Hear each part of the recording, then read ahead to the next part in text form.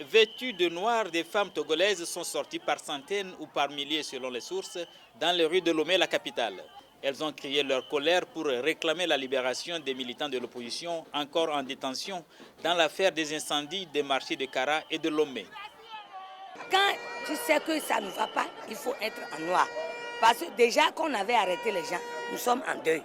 On a fait le rouge parce que Yakanou était décidé comme ça. Mais aujourd'hui, on était en noir. Là où les gens sont là, ils n'ont rien fait. Ils sont là-bas, c'est comme ils sont morts.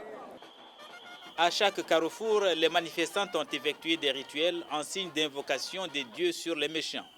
De nombreux responsables et militants de l'opposition ont été détenus ou ils sont encore en détention depuis le démarrage de cette affaire d'incendie. L'un d'entre eux, en la personne d'Étienne Yakanou, a trouvé la mort en prison faute de soins.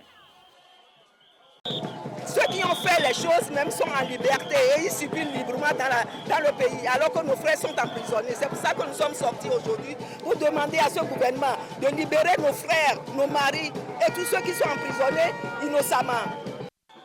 Certains membres de l'opposition radicale appelée Collectif Sauvons le Togo, dont Jean-Pierre Fabre, Aimé Gogué ou encore Claude Améganvi, ont pris part à cette marche aux côtés des femmes.